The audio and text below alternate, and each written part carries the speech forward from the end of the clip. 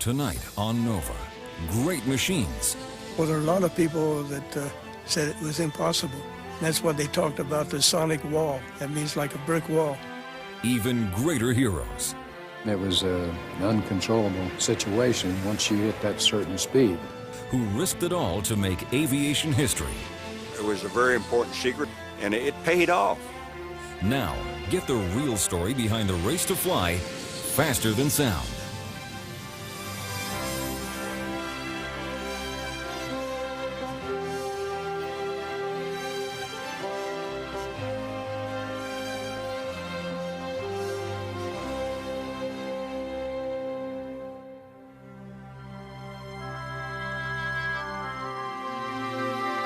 Major funding for Nova is provided by the Park Foundation, dedicated to education and quality television, and by the Corporation for Public Broadcasting and viewers like you.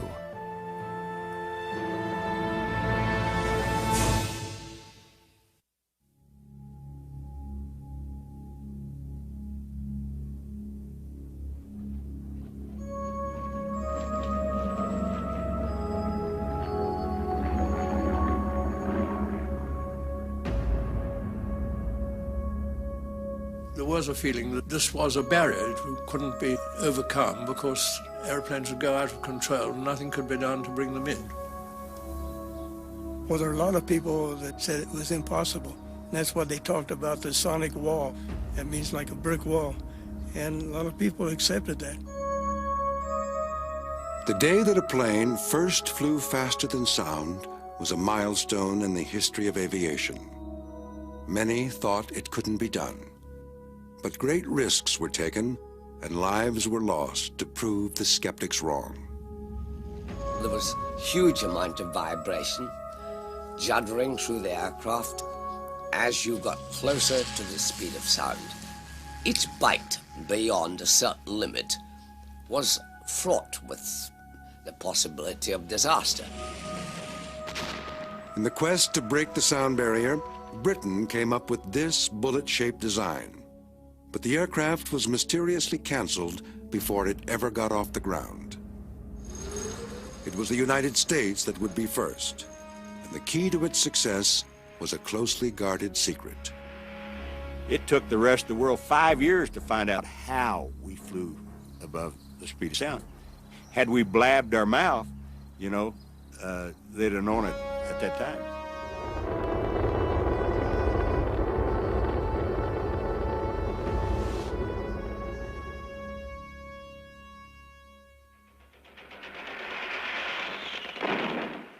It was during World War II that pilots first experienced the problem of flying too close to the speed of sound. It happened when fighter planes went into steep attacking dives. Some went so fast they were buffeted by forces they could not control. This occurred as planes approached the speed of sound itself, 760 miles an hour at sea level.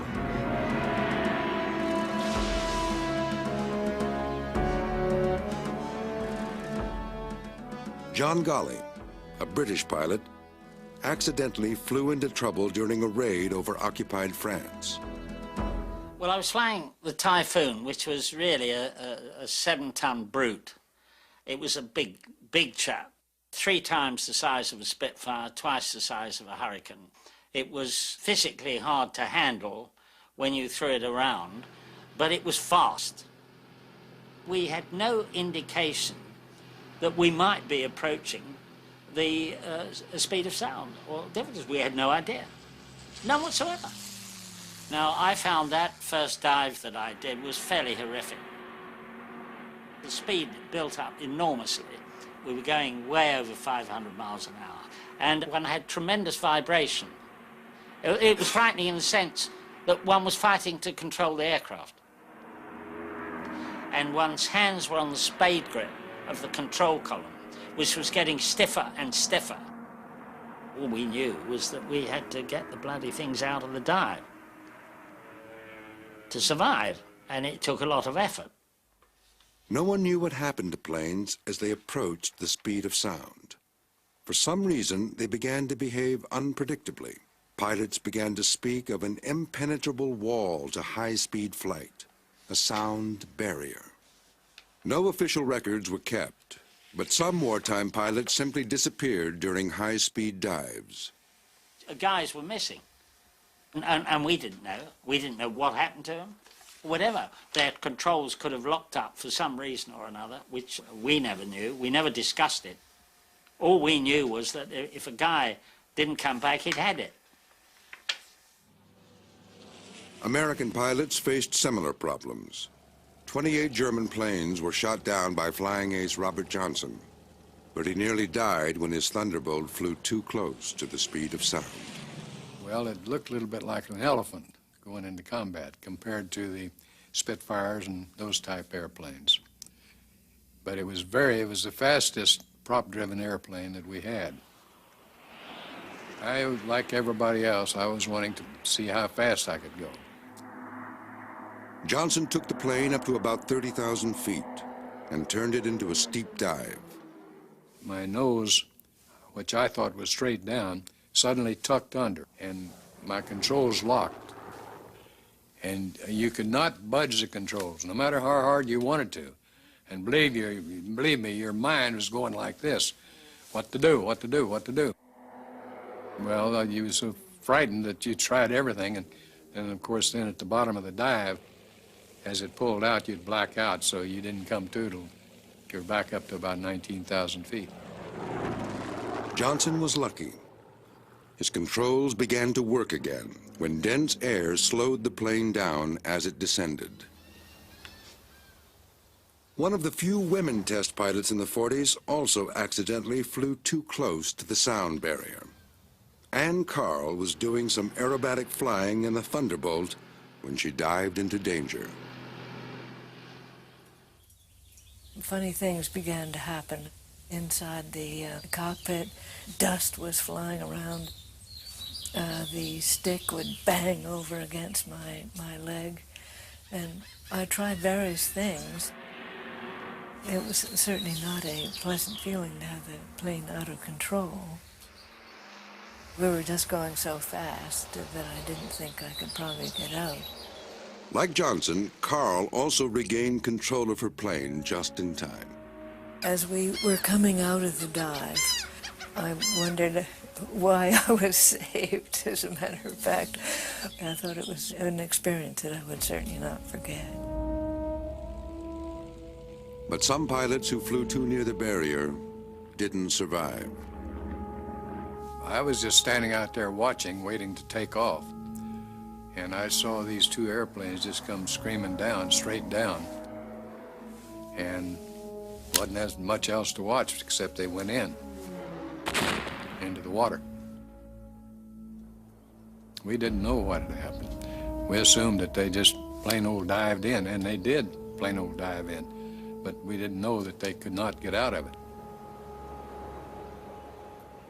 It was an uncontrollable situation once you hit that certain speed.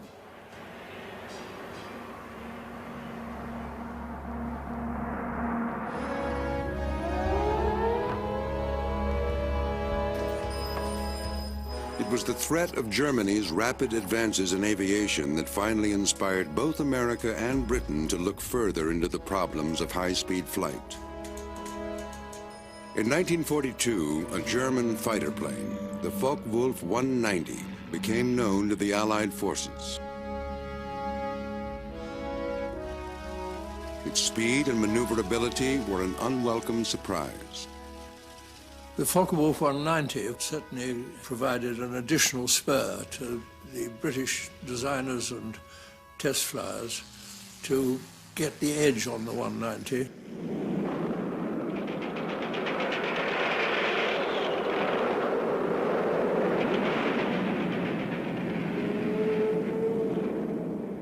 But we were on the edge all the time of having to push, push, push to get that little bit of extra, which would make a difference between life and death in some of these dogfights and fighter sweeps which were going on at the time.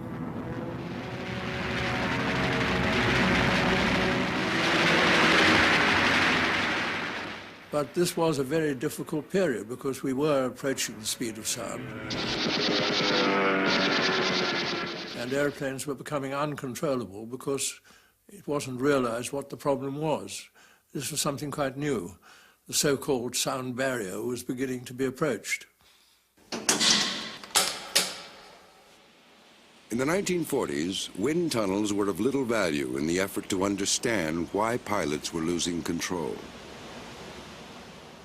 At the critical speeds just above and below the speed of sound, shock waves in the tunnel would choke off the airflow around the model. The problems of trying to face up to the control difficulties as we approached the speed of sound was that we couldn't reproduce these in wind tunnels. No wind tunnel could give us the speed of flow over a model airplane which would reproduce what we were experiencing in the real airplane going at close to the speed of sound. So the only way to approach this was in full-scale testing of actual aeroplanes flying at actual speeds. In Britain, a select group of pilots was asked to risk their lives to get the answers. One of them was Eric Brown, a member of a government high-speed test unit. His assignment was to deliberately fly a Spitfire into this dangerous region. Of course, when you're young and you're in a job like a research test pilot, you are very keen to try and beat this so-called barrier. There is always that feeling you have, a ridiculous feeling the young have of immortality. And I think this is what allows you to press on. The plan was to approach the sound barrier in stages to minimize the chance of disaster. But it meant flying a plane faster than had ever been done before. I took the aircraft up to a very high altitude of the order of 40,000 feet. There we would have a flat-out run at full throttle for about 5 minutes to build up maximum steady speed we could. I pushed the aircraft over into a dive off the order of 30 to 40 degrees. At that particular angle, you could begin to feel huge amount of vibration, juddering through the aircraft, a lot of noise around the cockpit. Most frightening of all, it became harder and harder to pull the Spitfire out of its dive. The elevator, the movable part at the tail that changes the angle of the dive, wouldn't work, no matter how hard the pilot pulled back on the control stick. I was certainly of the opinion that I was getting to my limit. There is always the risk that your muscles will not hold out in this situation, and you will relax your grip on the stick. And then that will allow the aircraft, of course, to go steeper and steeper, with end result probably fatal.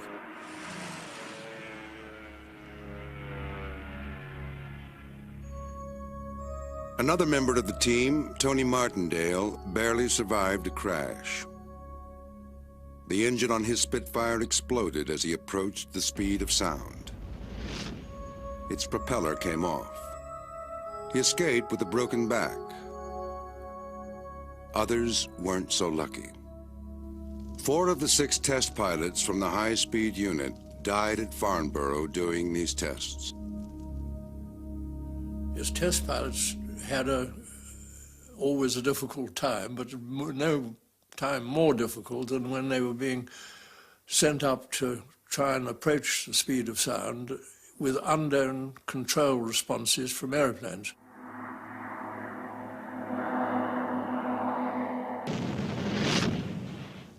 Bailing out at those sort of speeds, there weren't ejector seats in those days, into nearly 500-mile-an-hour slipstream was a thing which was only just survivable and in many cases not survivable. Several test pilots sadly were lost because the airplane went uncontrollable. Very early on, we had a young Canadian pilot, and he was sent to us in the high-speed unit, and he was in a dive, and he must have let things go a little too far, and it steepened all the way, and he went straight into the ground at very high speed indeed.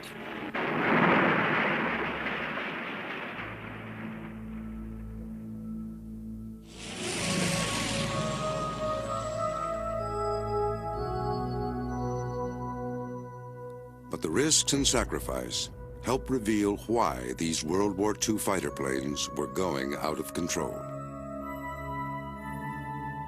At slow speeds, the air flowed smoothly over the thick wings. But near the speed of sound, air traveled so fast that it formed shock waves, causing it to break away from the wing surface. The air would become turbulent, disrupting the wing and tail controls. Worse still, the lift generated by the air moved backwards, tipping the plane into an uncontrollable dive.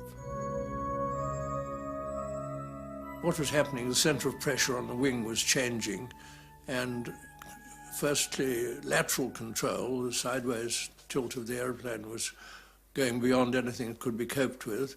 The nose would drop, speed would increase, and then a sudden pitch-up would occur as the breakaway of the airflow over the wings took place. And all this was new. So we were really in a difficult era at that time. By flying planes with different wing thicknesses, it was discovered that the thinner the wing, the less the air flowing over the top is speeded up.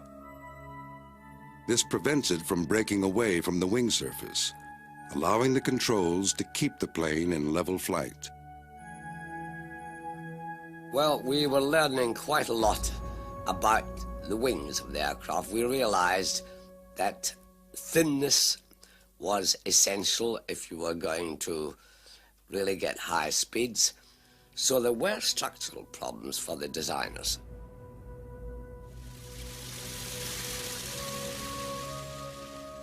A second lesson was learned as well. The sound barrier could not be broken in a propeller-driven plane. At very high speeds, shock waves also begin to form on the spinning propeller blades. So the faster it goes, the less efficient the propeller becomes. Fundamentally, the drag of the propeller was so high that it would never allow the aircraft to attain those speeds without running into virtually a brick wall. And we just had to wait till something better came along.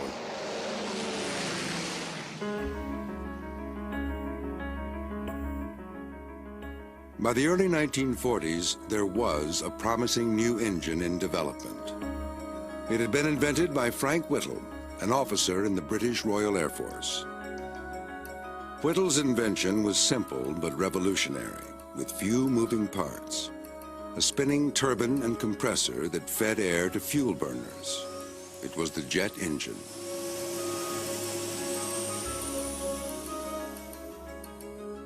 The way that the jet was able to outpace and eventually surpass and replace the piston engine was that it could be developed with fairly unsophisticated fuels like paraffin, kerosene, to give much greater powers and much greater thrust to push airplanes forward and could be achieved through the rather primitive thing of a large whirling propeller.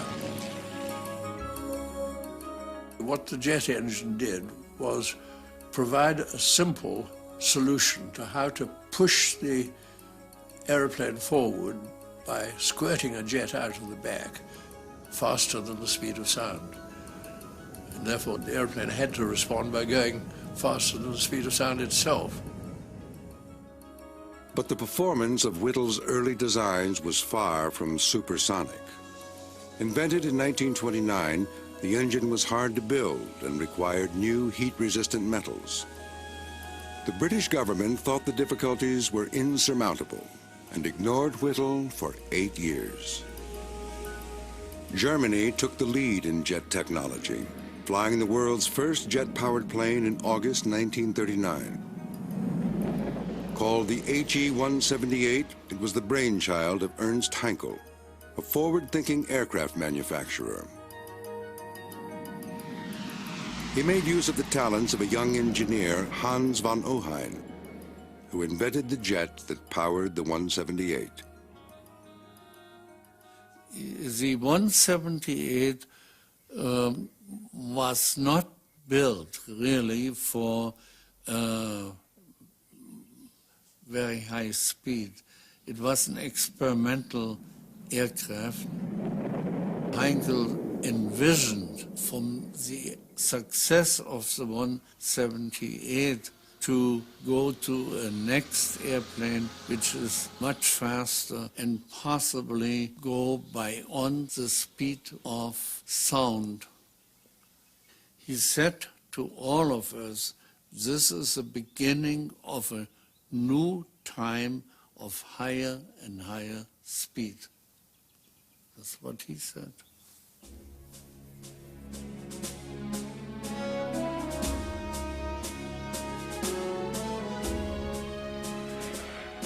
By 1944, Germany possessed aircraft that could fly nearer to the speed of sound than those of any other country.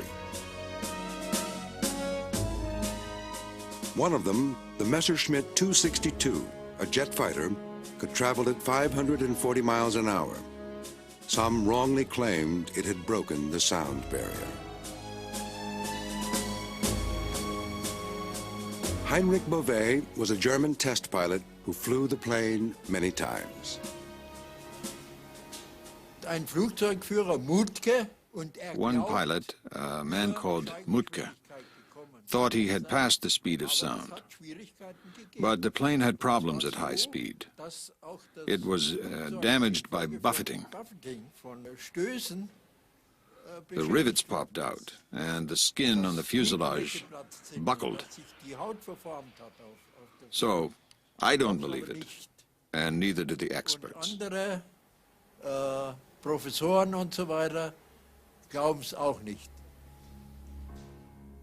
The 262's airframe and engines were never designed for supersonic flight. But its mere existence, and that of other advanced German aircraft, helped spark the race to build a plane that could fly faster than sound. The first comprehensive evidence of the German lead in high-speed jets came in a top-secret intelligence report delivered to the British Prime Minister in 1943. At the time, Britain only had one functional jet plane in the air, an experimental aircraft. The classified briefing contained reconnaissance photos of German airfields that showed just how far the Allies were lagging behind. The things one could see was scorch marks on grass airfields, and this gave evidence of jet engines before we knew anything more about them. And what were we doing about it? And we were doing jolly little, in fact, apart from desultory help to whittle.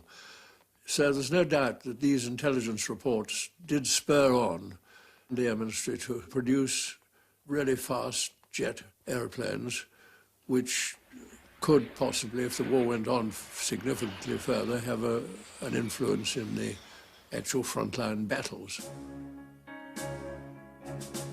There was a second spurt as well. A British agent's report of a German plan for a supersonic jet. It was only a design study, but Germany's technological know-how had to be taken seriously. It was thought that it's about time we looked to see whether we should go towards flying faster than the speed of sound. A new concept altogether, although there had been, even before the war, thoughts that one day we might be going faster than sound, but how it would be done, nobody had the foggiest idea.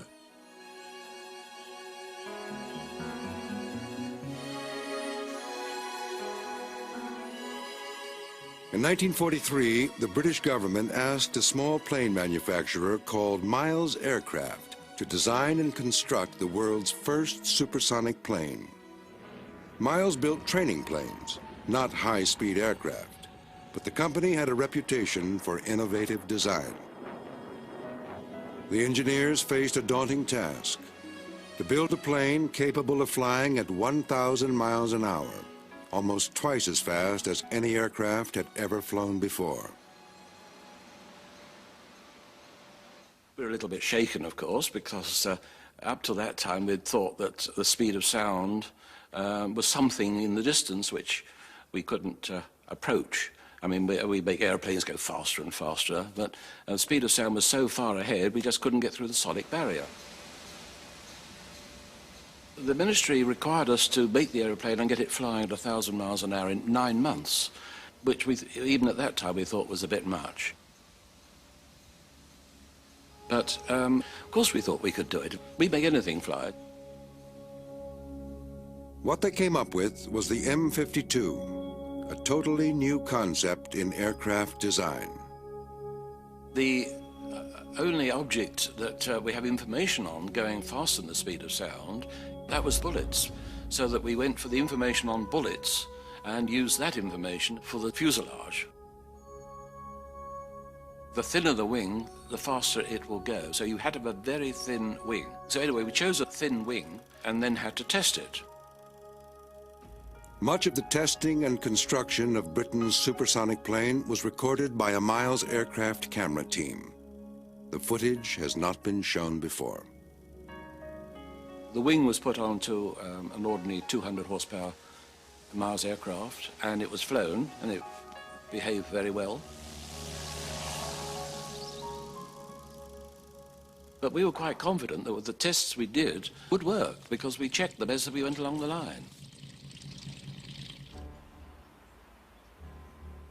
Just 2 months after the British team began work, the United States entered the race to break the sound barrier.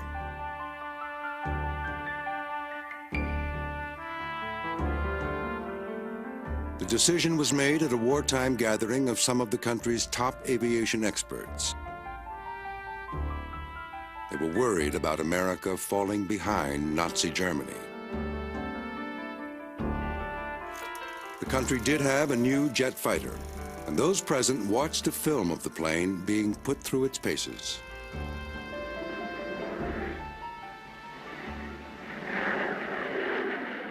The XP-59A, as it was called, relied on the Whittlejet engine, a gift from the British. But despite its jet power, the XP-59 did not perform any better than propeller-driven planes. The P-59A didn't go through the speed of sound quite, but it did go faster than present fighters a little bit. And so the feeling was in the Air Force that this was a step ahead, but there were many steps still to go.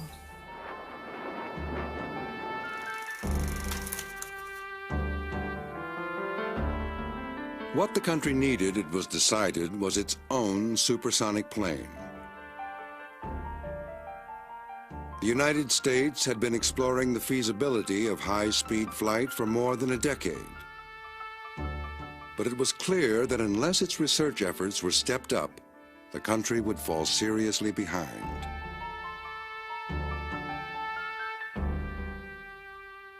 So the Bell Aircraft Corporation, as it was called in the 1940s, was enlisted to build America's first supersonic plane. Its founder, Larry Bell, had a reputation for getting things done fast and on budget. But outside Bell, many doubted his chance of success. There were a considerable amount of pessimism that was the environment at that present time. And this fit down to the designers even themselves. How strong do I have to build the airplane? What do I have to build the airplane to accommodate? And these were unknowns and big questions at that time. Well, there are a lot of people that said it was impossible. And that's what they talked about, the sonic wall. The sonic wall. That means like a brick wall. And a lot of people accepted that. My personal feelings that let's go step by step and use all the tools and knowledge in Europe, anywhere we can find it, and put it together and see what we come up with.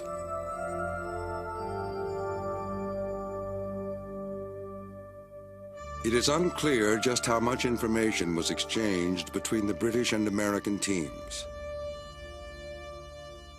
But for some across the Atlantic, the memory of the collaboration remains a bitter one. The idea was that they had decided that it was a good idea to make a supersonic aeroplane, and they had heard that we were making one. So they came over to England with the idea that they would have all the information that we had accumulated, the idea being that a fortnight later we would go to America and they would give us all the information the Americans had got. But after the Americans had got the information, taken the drawings away, within a fortnight, when we were trying to arrange the visit, they just said, sorry, secrecy, the Pentagon says you can't. But the real threat was Germany. If America was months behind the British, it was even further behind the Germans. By 1944, Germany already had a vehicle that could travel faster than sound.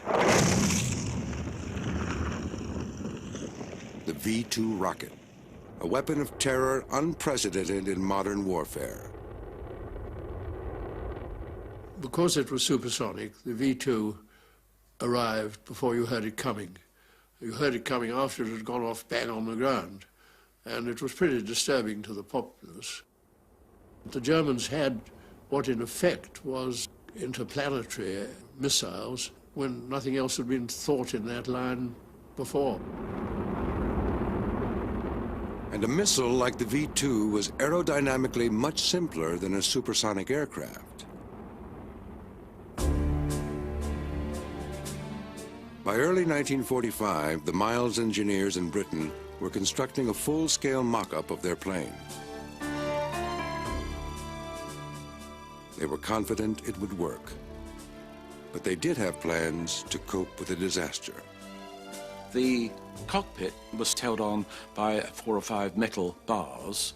Those had explosive charges around them, and if he had to get out, he would explode those, and the whole cockpit would leave the aeroplane, and then he would be in a capsule, which would be completely safe. It was really a modern ejector seat, so we were doing what they're now doing 50 years ago.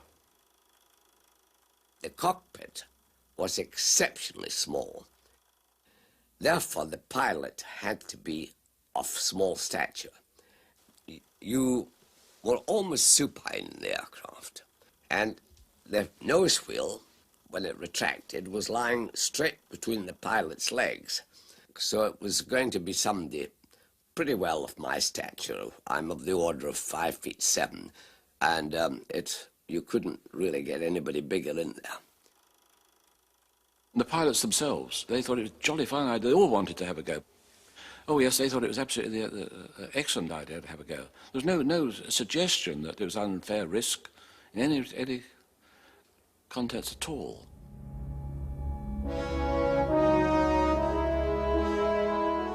By the end of the war, no country had built a plane that could fly faster than sound. But the Germans had come fairly close. How close they had been became clear when the Allies got their hands on the Messerschmitt 163, a rocket-powered plane. It flew to the very edge of the sound barrier, but its wings were not suitable for supersonic flight. The Me-163 was the first really genuine flying rocket airplane with an endurance of only about 10 minutes of flight at full power, but getting on for the speed of sound, about 90% up towards it, and pretty formidable, but also killed a lot of its very brave test pilots. It was dangerous because, firstly, it was going faster than anyone had encountered before, and therefore going out of control on occasion. And secondly, because these rocket fuels blew up and blew the thing to smithereens. And there were other dangers to high-speed flight. The Bell engineers were worried about the stresses the plane would encounter. So they designed it to withstand loads up to 18 times the force of gravity, far beyond what was needed. Equally problematic was the choice of engines. Rocket motors were prone to explosions, but they could deliver enormous thrust. Others believed the more reliable jet engine was the answer, but jets of the day lacked the power to reach supersonic speed, except in steep and risky dives. After much debate, it was the rocket engine that finally won U.S. approval, but the choice was not without controversy. Personally, I had some reservations about a rocket when you see them operate, because it's like a small explosion. But it would get you to the area of interest a heck of a lot quicker, and I'm not sure that we knew that much about a jet engine, the time to get there, and all the aerodynamic problems of getting the air to the engine. The rocket appeared to be the simplest. Britain had a good reason for not following the American lead.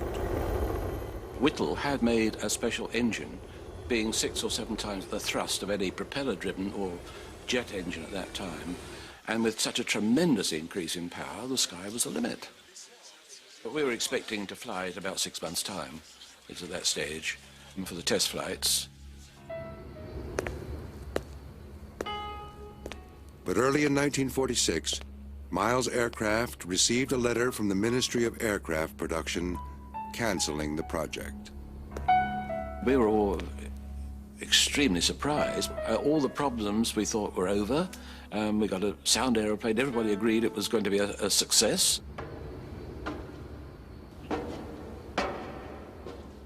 So when you've got a success, such an advance compared with anybody else in the world, and you just get a memo, please stop, one is shaken, to say the least of it. If somebody had given us a reasonable reason for its cancellation, we wouldn't have been, we wouldn't have been too worried. We'd just accept it. But not giving a reason for it, just cutting it out, a successful, it's like sort of getting an airplane onto the airfield and ready for test flying, and then somebody say, oh, don't bother, throw it away. It's, it's out of this world. You can't believe such a thing from happening. I really couldn't see the logic in the cancellation. Everything pointed to a good potential chance of success. And I was really quite hopping mad at the time when it was cancelled.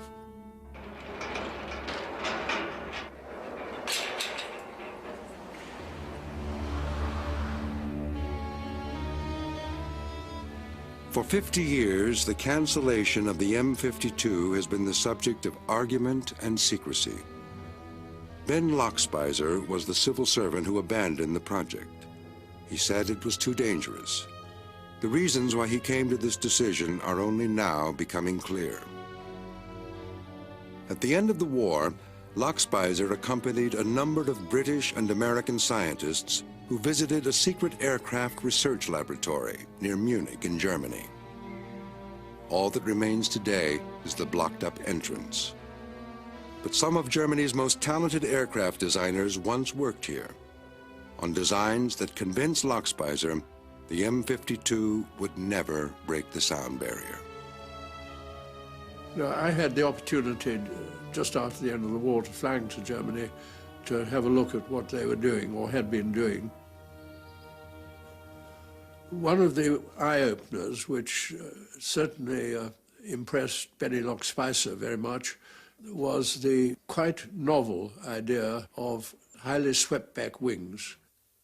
And they had advanced swept-back wings which enabled them to go much nearer to the speed of sound. Benny Lochspeiser came back from Germany convinced that swept wings were the only solution. And so he cancelled the Miles airplane on the grounds that if he allowed it to go forward, he'd be putting test pilots at very grave risk of the airplane going out of control.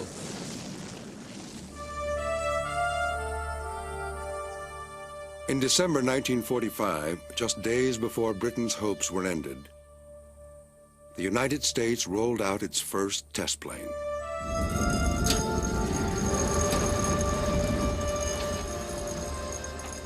Called the Bell X-1, American engineers had also designed a thin, straight wing for their supersonic hopeful. The Bell team had considered giving the X-1 swept-back wings because they delay the formation of shock waves and so help to minimize the turbulence. But in 1945, the idea was untested, and the Americans realized swept wings weren't essential for supersonic flight. If the aim was to fly rapidly through the sound barrier, thin, straight wings could do the job just as well. Without question, we actually had more information on the straight wing.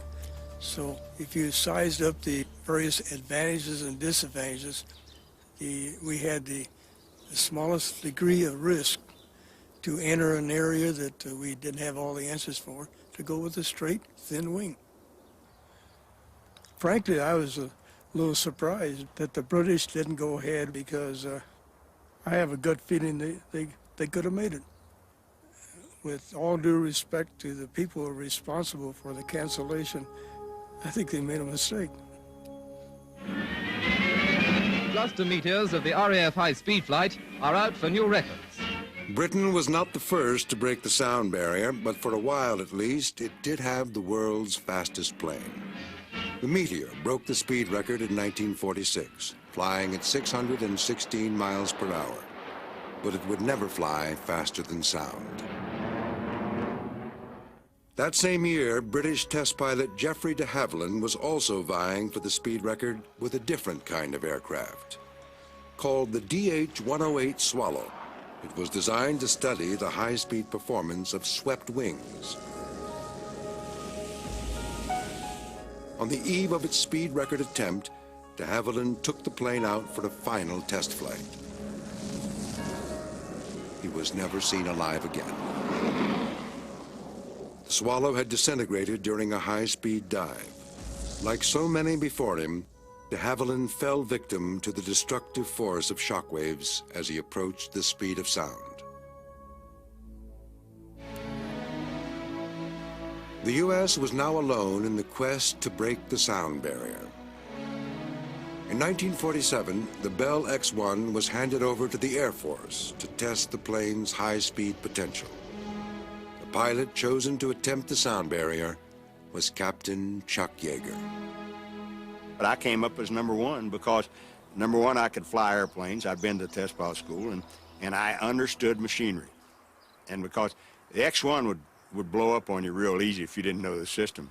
And consequently, I knew the systems. A lot of the systems in the X-1 were systems that my dad used in the natural gas fields in West Virginia. And I used to work on the diaphragms and the pressure regulators that were in the X-1 or similar. And so it was easy for me. He had a mind of his own, and that's good. He listened to you, but you couldn't pull anything over on him. I mean, you couldn't sneak in something, hey, how about you try this, because he wouldn't buy it. He's a pretty savvy, practical individual.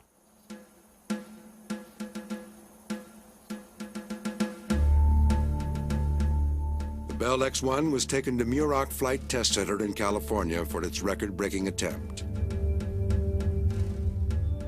In order to conserve fuel for the flight, the X-1 did not take off from the ground. Instead, it was flown up to its launch height, strapped underneath a B-29 bomber. It was built extremely strong, like a battleship, for a purpose, in case we had problems near the speed of sound. And it was built about twice the strength of a normal fighter airplane at that time. And that corresponds to being able to carry its weight about 16 times its weight, 16 G. So that means the pilot can maneuver the airplane up to 16 times his weight and the airplane's weight before the wings would fail. The rocket engine in the X-1 did not inspire the same confidence. The dangerous and unforgiving nature of rocket operations was a constant source of worry. I went one time in the B-29 and watched the operation to check out the rocket engine. To me, I felt the whole risk of the program at that time, with those speeds we had reached, Our problems may have been around the rocket engine or the fuel or something that someone's goofed up mechanically. But on October 10th, the rocket motor behaved perfectly. Yeager reached 658 miles an hour. But at the edge of the barrier, he hit the very problem that had foiled everyone else. When we got the airplane up to 94% of the speed of sound, and I'm sitting out there, and I decided to turn the airplane, I pulled back on the control column. Nothing happened. The airplane just went the way it was headed. I said, man, we got a problem. So I raked the rockets off and jettisoned the liquid oxygen and alcohol, and came down and landed, and got the engineers together, and we had a little heart-to-heart talk. So we got a problem. And because the airplane may pitch up or pitch down, I've lost the ability to control it. The X-1 would need more than a rocket engine and thin wings to break the speed of sound. Fortunately, the engineers thought they had the answer: a new all-moving tail. Other planes could only move a small portion of the tail. On the X-1, the entire assembly could move. It hadn't been used before, but they thought it might stabilize the plane. First, it had to be checked out. And it's really interesting. See, being a mechanic, all we did was take cowling off, squirt 3-in-1 oil on it, and run it up and down until it worked. On October 14th, 1947, they tried the new tail out for the first time. In fact, all the mechanics, everybody was around the radar truck because that's where you had our communication coming in. And we stood there, waiting, listening.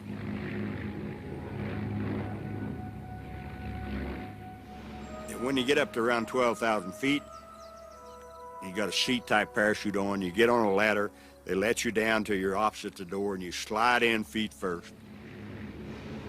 Yeager was in considerable pain. On the eve of the flight, he'd fallen off a horse and broken his ribs.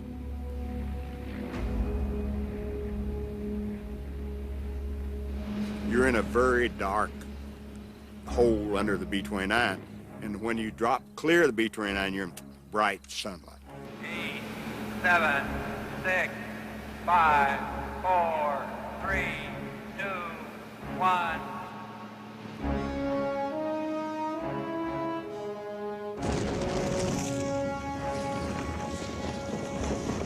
When I got above 94% of the speed of sound, the nose begins to come up on the airplane. I just cranked the leading edge up on the horizontal stabilizer to keep the nose down. When we went a little faster, the Mach meter went off the scale. And when it did, all the buffeting smoothed out because there was supersonic flow of the whole airplane. And even I knew that we'd gotten above the speed of sound. And about that time, on the ground around the radar truck, we heard a sonic boom. And we had a satisfying feeling that we'd gone beyond the speed of sound. That the unknowns that were suspected, why Chuck removed them. That's it.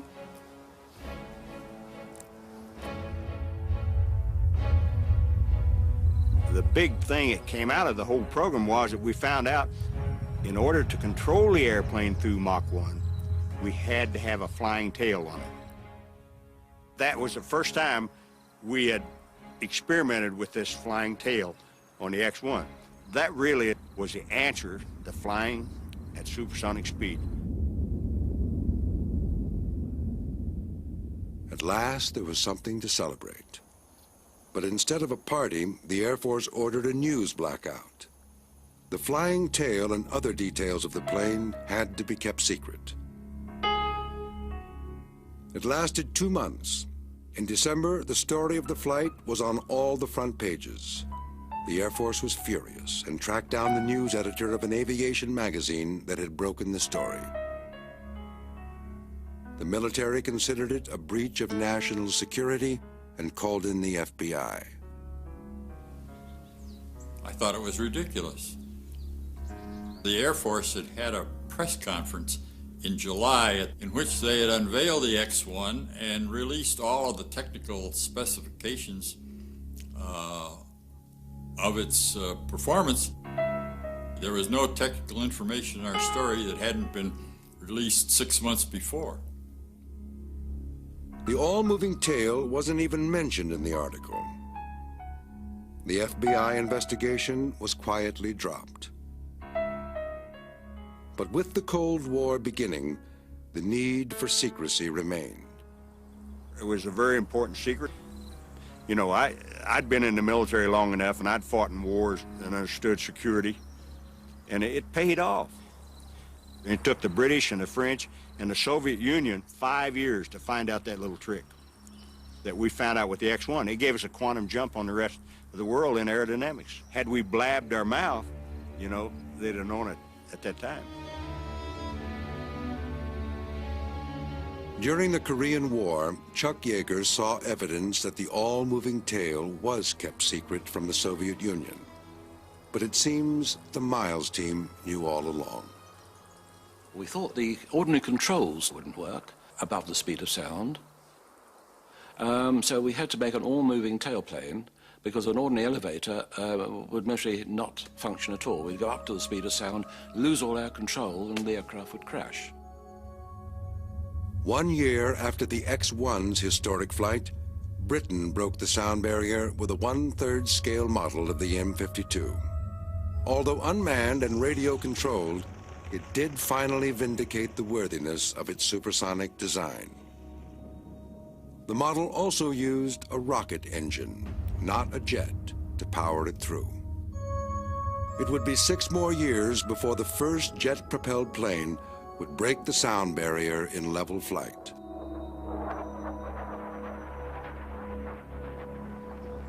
The Bell X-1 was the first of an entirely new generation of experimental aircraft.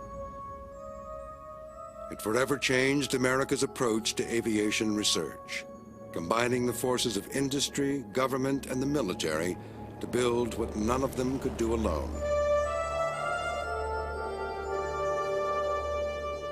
With the X-1's success came the needed funds to delve further into the limits of flight, generating a host of faster, more sophisticated military aircraft. The fastest, the X-15, flew at nearly 7 times the speed of sound. The lessons learned ultimately made possible the dream of supersonic passenger travel. Chuck Yeager in the X-1 started the ball rolling down this road which will take us into hypersonic speeds in years to come, at which the man in the street can fly right around the world in relatively few hours. Even space exploration owes much to the pioneers, who half a century ago refused to take no for an answer.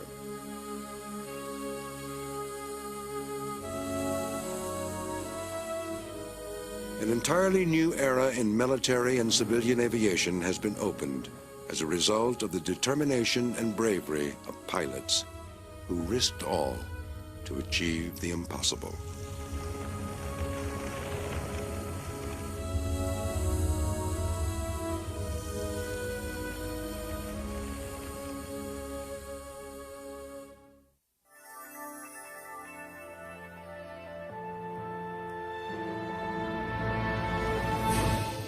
Half a century later, what's the fastest plane in the sky? Boat in the water? Car on land? Log on to NOVA's website for speed machines at www.pbs.org.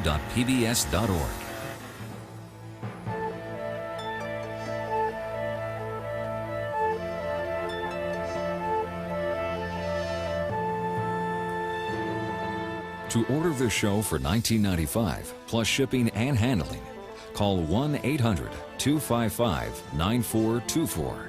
And to learn more about how science can solve the mysteries of our world, ask about our many other NOVA videos.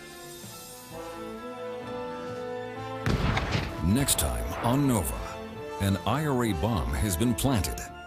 Someone must defuse it, quickly, safely.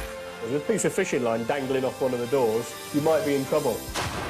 It's the most incredible power I'd ever seen unleashed, and all from striking a box of matches. Politics and science make an explosive mix in Bomb Squad.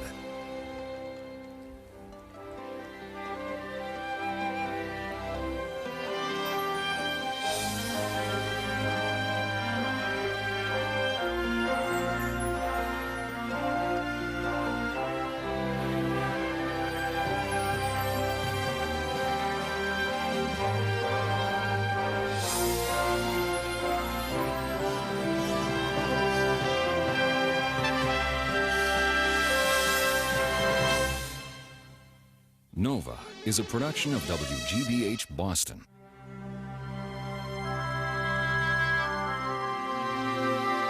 Major funding for Nova is provided by the Park Foundation, dedicated to education and quality television, and by the Corporation for Public Broadcasting and viewers like you.